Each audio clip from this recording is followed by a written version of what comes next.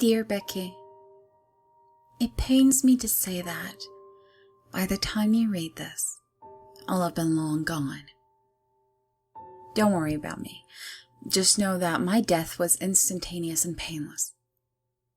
My only regret is that I have so irresponsibly left you alone without someone to provide for you when you need it most. I've gathered quite a lot of money, and there's also the house, both of which are now yours.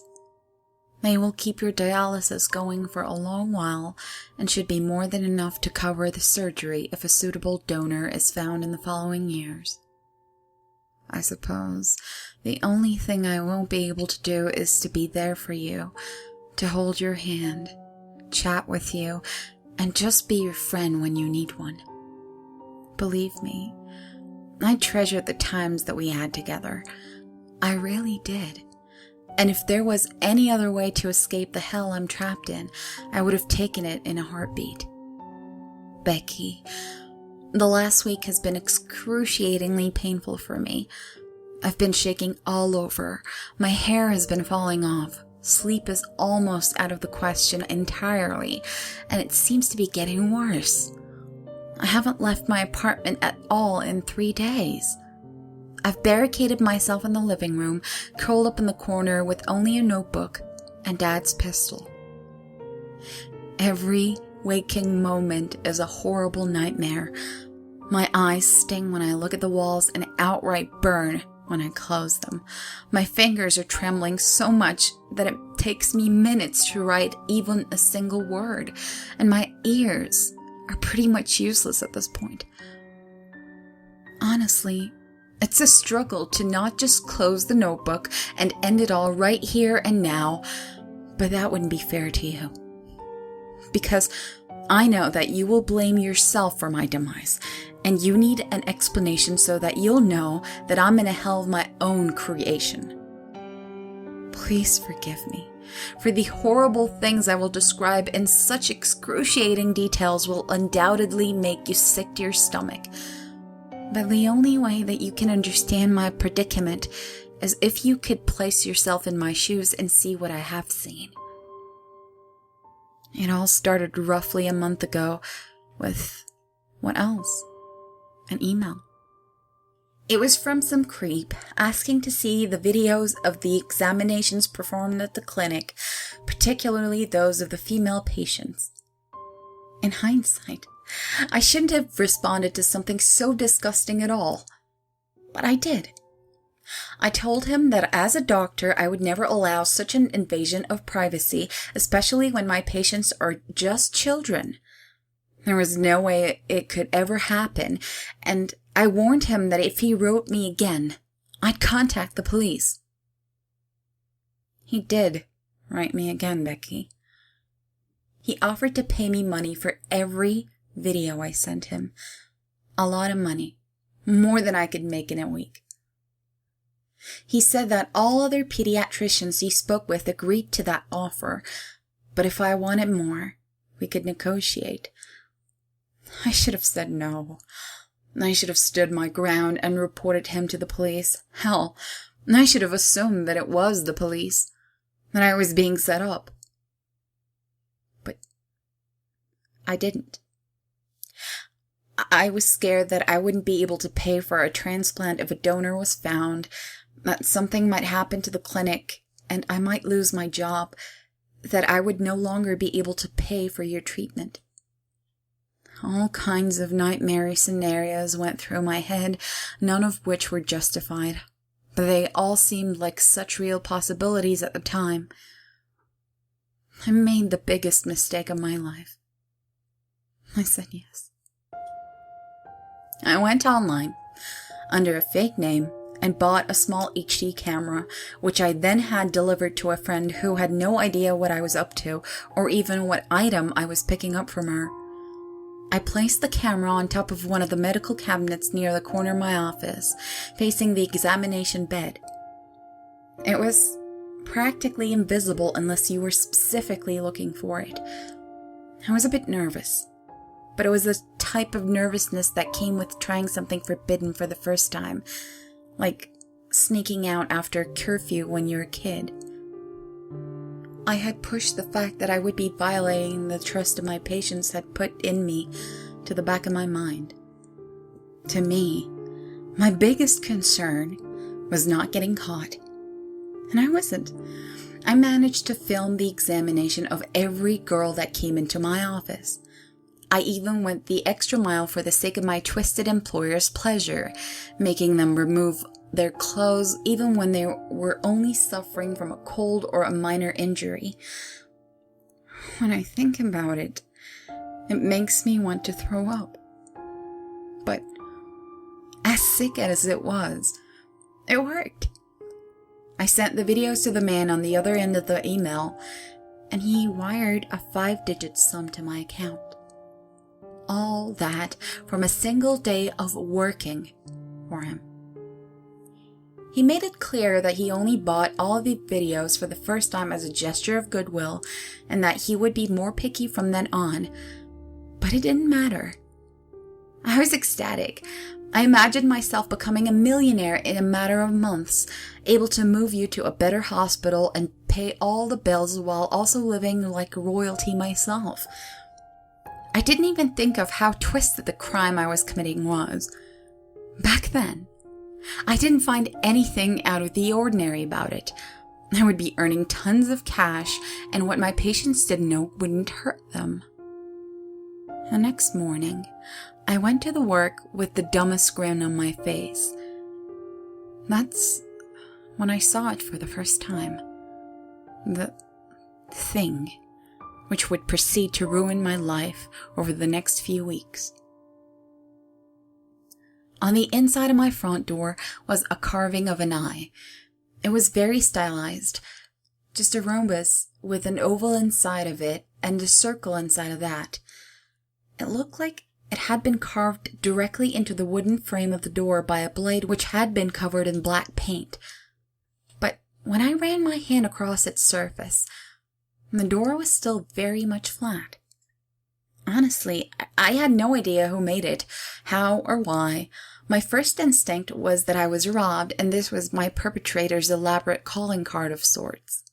It might have also been hooligans who broke in and painted some graffiti on the door.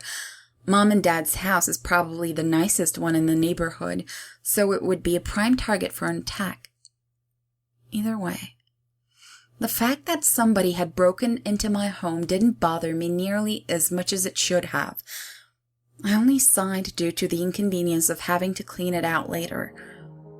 I keep all my valuables, including jewelry, and my purse with all my cash in my bedroom, so there wasn't a chance of anything important being stolen. I opened the door and left without a second thought. At work, I exchanged the camera's memory card and filmed another 5 or 6 different examinations for my employer. I returned home, ignoring the black eye on the door, and hurriedly went to my bedroom in order to send some picture samples to the man. I sat on my bed, still wearing the clothes I've been to work with, and opened up my email. I had several messages, most of which were either spam or from the newsletters I'd sign up for.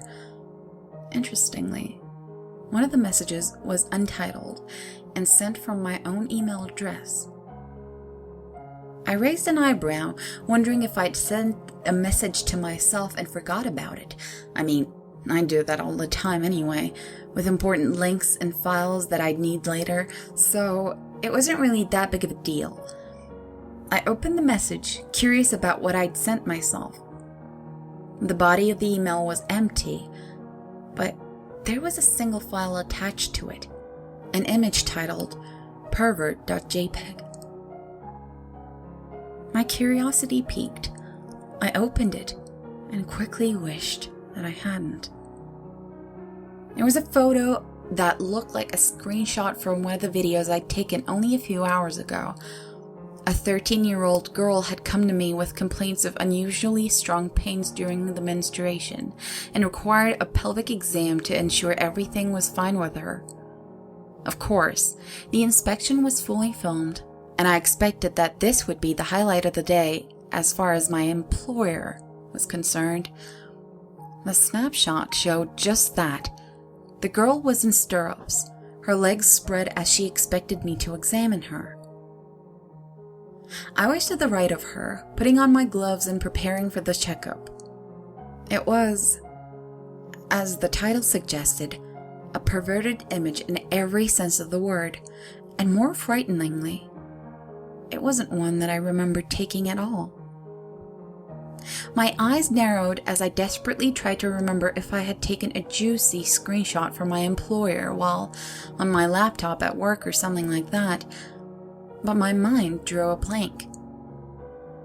And then I saw it. To the left of the girl, just next to the door, was another eye. It looked identical to the one I found on my door, just maybe a bit smaller, or perhaps it was just the perspective making it seem like that. My hands began to tremble. I walked right through that door on my way out, and there was no way that I wouldn't have seen the eye when I left. The image didn't look photoshopped, but it had to be. How else could it make any sort of sense? Determined to get to the bottom of this, I quickly pulled out my camera's memory card from my pocket and plugged it into my laptop, then opened the video of the girl's medical examination. I figured that I'd find the exact spot of this screenshot was taken from, see if the eye is visible there, and if so, roll back and see if it was there all along, and if not, when it first appeared. The video began. I set it to fast forward, intending to pause it whenever I recognized the snapshot. A few minutes later, the video ended without showing the moment when I put on the gloves. I played it back, this time at a normal speed, trying to remember exactly when it was that I began the examination. But as I watched, something didn't seem quite right. I minimized the video and opened the snapshot from my email, comparing the two. And then it clicked. I couldn't see the exact moment in the video when I put on my gloves because it wasn't there. The angle of the screenshot compared to the video was completely different. Whatever camera that image was taken from, it wasn't my own. Startled, I quickly closed the laptop down, only to see another eye staring at me on the wall right across from me. I don't know when exactly it had appeared, but it had to have been between me entering the room and closing the lid of the laptop. There was no way some random burglar had done it. No, this was something that I couldn't explain at all. I thought I was going crazy, that maybe I painted the eye just like I'd sent myself that photo. My mind was desperate to cling to any sort of logical conclusion, even when the best one I could come up with was full of holes and inconsistencies. Finally, I settled on the explanation that I had lapses in memory, and that I had made these eyes in my home for reasons that would make sense to me eventually. I went outside, bought some paint, and painted over the eyes in the bedroom and on my door. Out of sight, out of mind, as they say. After that, I took a shower and immediately went to bed without sending any videos to my employer. I don't know if it was because I lied down so early or because I'd gotten myself so spooked earlier, but I couldn't get a wink of sleep all night. The next morning, on my way to work, I heavily contemplated whether I should even continue taking videos, considering how much of a toll it appeared to be taking on my sanity. Ultimately, when I got to my office and found that there was no eye painted next to the door after all, I decided to continue, deeming myself strong enough to handle whatever mental issues I might have been going through. I used you as an excuse, telling myself that you needed money those videos were bringing. It wasn't true, of course, but I needed some kind of justification for my actions. As such, I set up the camera once again and prepared to film. The first few patients were all boys, with the first girl arriving near noon. She was 9, there with her father for her annual head-to-toe.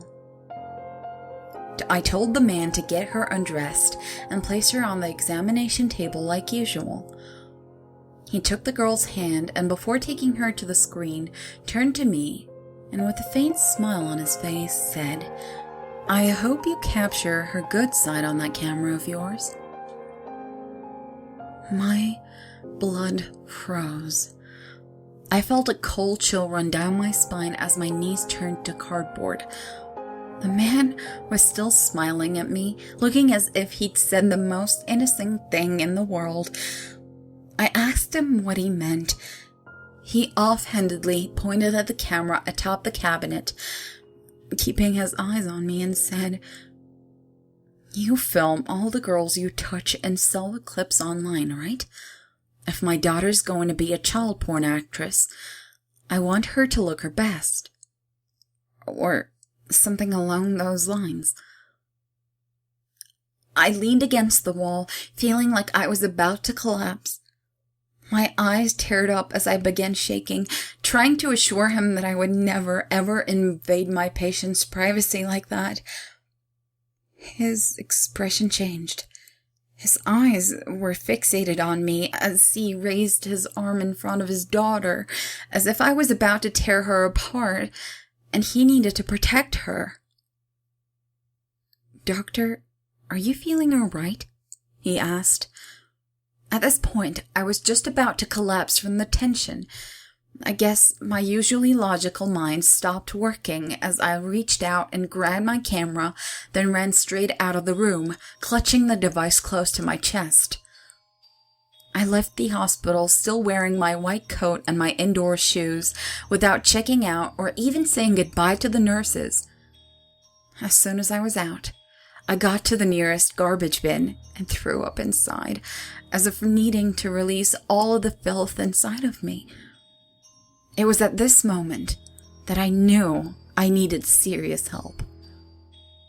I realized too late that I had forgotten my purse in the hospital, so I had to walk back home, which was a couple of miles away. Throughout the walk, I squeezed the camera tight, like it was my baby. I thought about throwing it away a few times, but whenever I reached towards a bin, I had this weird daydream of police officers finding it and reading its memory card. So I simply kept it in my hand, not even putting it in my pocket out of fear of it falling off without me noticing.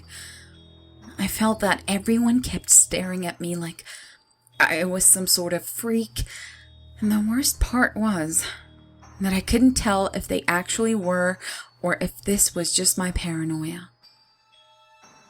Now that I think about it, it was probably both. Either way, I managed to go home safely. I didn't have my keys on me, of course, so I had to break a window in order to make my way into my own home. When I got in, the first thing I did was look through my calling cards and find Dr. Peterson's. You remember Dr. Peterson. He spoke with you for a while after the accident. What you don't know is that I kept seeing him for about a year afterwards as he helped me deal with my mom and dad's absence. He was the only psychiatrist that I trusted, so I was hoping he could help me deal with my madness. His schedule was pretty full, but I practically begged his secretary to let me talk to him as soon as possible. Ultimately, they set my appointment for the next day. After the phone call, I went straight back into my bedroom. I felt exhausted from the walk and needed to lie down as soon as possible.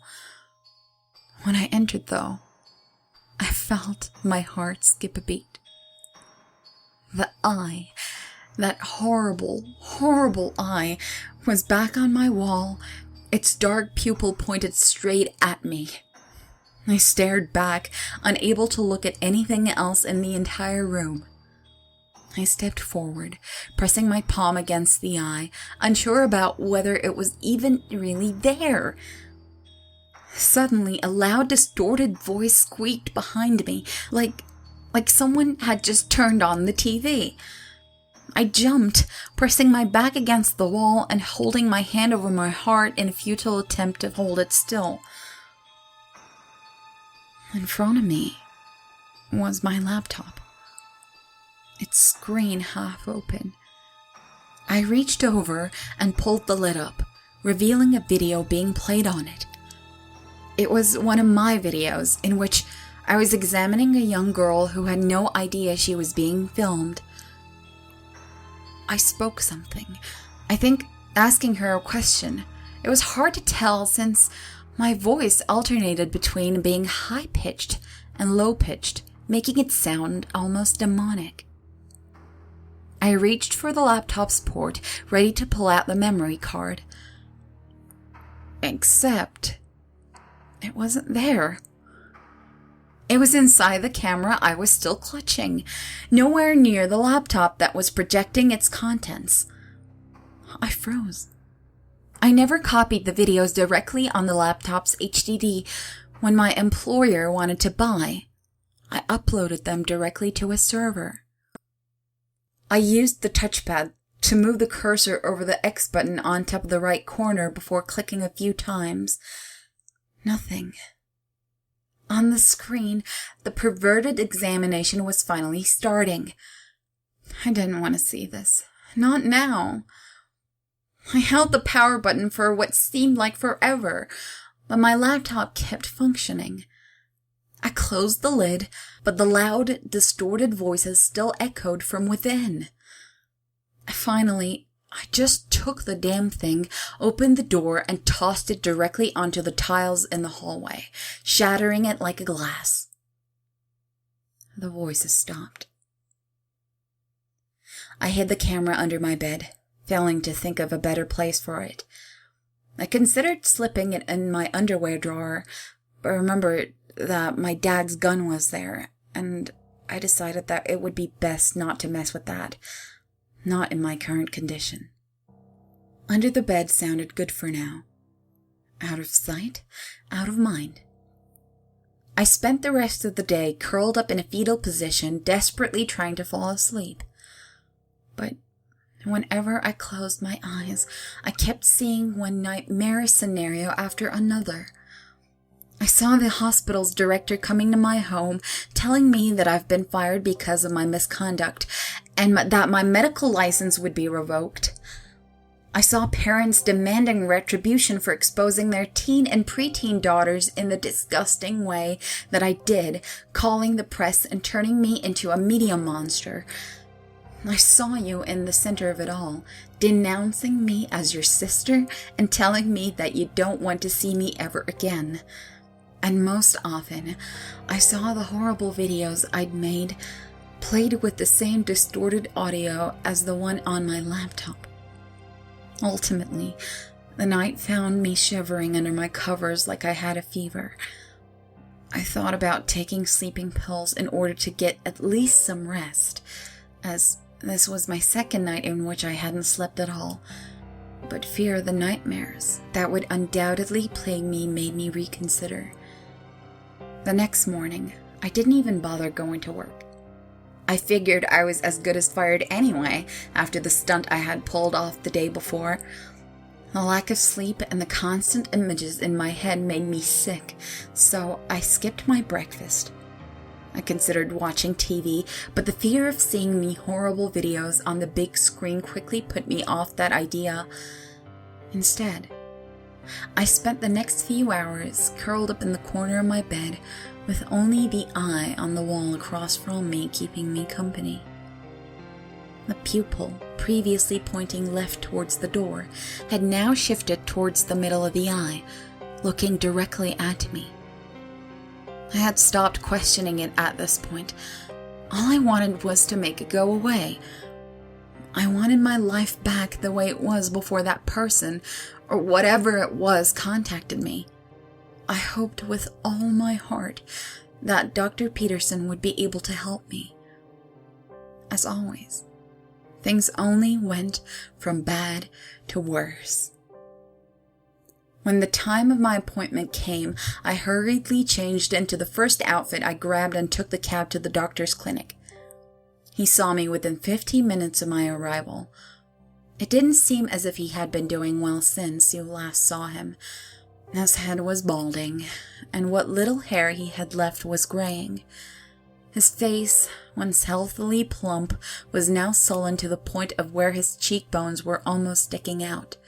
His eyes were half hidden behind round glasses that seemed to reflect most of the light in the room, and his outfit as a whole was a few shades darker than the bright colors he used to wear. He seemed tired, and when I entered, he didn't even stand up or offer to shake my hand. All he did was motion towards the chair opposite him, inviting me to sit down, which I did. We tried to initiate some small talk, but it didn't seem as if either of us cared much about that, so soon enough, I began telling him what had been bothering me.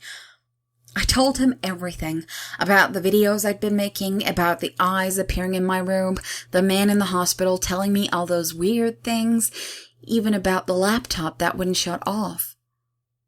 By the end, I was in tears, begging him to help me, to snap me back to sanity so that I could have my life back. He thought for a long time, at least a minute, and then he spoke. "You want to know what I think?" he said, looking straight at me. "I think you're getting off on this. The danger of being caught in the act, of being the wrong side of the law, of taking what you enjoy a step further." I asked him what he meant. "It means that I know who you really are and what you really want. I know that you're a dirty pedophile who likes to touch little girls. I think your employer is just an excuse. You wanted those videos for yourself, didn't you?" At this point, my crying had returned in full force. I asked him to stop. No, I begged him to cease this and finally start helping me. "No one can help a sick pervert like you. Your only escape is death," he yelled at me. By that point, I was almost hysterical, shaking like a leaf and trying to reason with the man who was attacking me so relentlessly in the only way that someone who hadn't slept for 3 days could. Dr. Peterson pressed a button on his intercom, calling for orderlies in the room to restrain me. I didn't need to hear another word. I bolted straight through the door, past the waiting room, and onto the streets. I have no idea how long I'd been running for, but I only stopped when I was completely out of breath. I curled up on a bench, shaking and crying my eyes out. That's when I saw it. The damn eye watching me from the ground by the bench. By the time I got home, it was already evening. Dr. Peterson had been my last hope of dealing with whatever was happening to me, and he had only made things worse. I didn't know what to do anymore, so I just curled up in the corner of the room, still in my clothes, and cried for hours. My mind and body both felt like they had reached their breaking point. I was shaking like a leaf, hungry, exhausted, and scared. When the night fell, I finally succumbed to the stress and managed to get about 2 nightmare-filled hours of sleep. Whenever I closed my eyes, I could see that eye staring right at me, as if it was judging me for my crimes. My fear, paranoia, and guilt fueled it, making it stronger and stronger. And I dreaded to find out what the eye would show me when it was at its strongest. The next morning, I was awakened from a state of half-sleep by a few loud beeps, which I quickly recognized as the front door buzzer. I stood up, stumbling into the hallway, my malnourished and exhausted body barely even supporting my legs. I pulled myself over to the front door, still adorned with the black eye, and reached for the handle. It didn't take long for me to realize that I had made a terrible mistake. A cold sweat ran down my back as the police officer in front of me tipped his hat. He briefly explained that the neighbors had reported in a disturbance, and that he had a warrant to search my apartment. I froze. In those cop shows that we used to watch together, the detectives always had to fight against all odds to get a warrant. And yet, right there, in front of me, was a piece of paper giving the man an authorization to search my entire apartment just because a neighbor called 911. I sighed and stepped aside, letting the officer in. It wasn't like I could fight him, and even if he didn't have a warrant, I doubt I could have stopped him in my current state. The man immediately spotted the broken laptop in the middle of the hallway, which I had neglected to clean up even after a day, and asked about it. I quickly explained that it was an accident, gave him some sort of half-assed excuse that I dropped it while carrying it to another room. I don't think he bought it, but at least he didn't investigate any further. Stepping over the laptop, the officer walked straight into my bedroom. He didn't seem to notice the eye on the wall, or if he did, he didn't comment on it. He made an offhanded comment about the place being a mess, to which I replied I had been too busy with work to properly take care of it. With a scoff, the man pulled the wardrobe open, looking through my clothes. Next, he focused on the dresser, opening each drawer and closing it almost immediately as if he knew that whatever he was looking for wasn't there. I clenched my fists so tight that I could feel my nails almost piercing my skin. As much as I tried to stop them, my knees were trembling and my teeth were clattering, like I was right in the middle of the coldest Alaskan snowstorm. All I wanted was to shout at the man to get out of there, to take his warrant and shove it, to just leave me the hell alone. But all I could do was stare at him as he inevitably got closer and closer to the camera under the bed. The camera that still had the memory card with all the videos on it. As he finished with the drawers, the man stepped aside and moved towards my bed. He removed the blanket, and then the pillows, one by one. The sheet was next, and then the mattress. I slowly stepped towards the dresser. The officer crouched down, his hand reaching in the gap under the bed. I opened my underwear drawer. Soon enough, he pulled out the camera. I reached a hand inside the drawer. He turned it on, switching it to gallery mode. I pulled the gun out. His eyes were focused on the perverse video playing on the tiny screen. He didn't even see me as I pointed the barrel to the back of his head and removed the safety. Hearing the click, the officer turned his head around, coming face to face with the barrel. I bit my lip, tears streaming down my eyes. I couldn't allow him to put me away, Becky. I just couldn't. So I did the only thing that made sense at the time. I pulled the trigger. The pistol's bang was loud, almost too loud. I instinctively squinted, frightened like a small child who had wandered too close to a firework. When I opened my eyes, the police officer was lying in a quickly expanding puddle of blood. His right eye was completely missing, and when I leaned over, I could see the carpet through the hole in his skull. His mouth was gaping open, a drop of saliva dripping down its edge. The man's body trembled ever so slightly, his hands shaking subtly for a few seconds before ceasing all movement. The smell of blood, feces, and urine filled the air. It took a while for what I'd just done to sink in. For what seemed like hours, I only stared at the man's dead body on my floor, my trembling hands holding the still smoking gun. Slowly, my grip loosened, dropping the piece of metal on the floor by his body. I felt sick to my stomach, my hand shooting up and grasping my mouth. I ran out to the hallway before throwing up as, even in my shocked state, I knew that the least I could do for the man I had just murdered was not spill my guts all over his dead body. As my mind slowly came to terms with the deed I had just committed, my weakness returned tenfold. No longer even able to support my weight, my knees gave in as I collapsed down on the floor, feeling completely broken. I cried, I howled, and I screamed until my throat tore. After that, I kept sobbing for a few more hours. And it didn't help that during this time, the goddamn eye that had appeared on the front door wouldn't stop watching my misery. I moved the officer's body in the bathtub, figuring that it was a better place for it than the middle of my bedroom.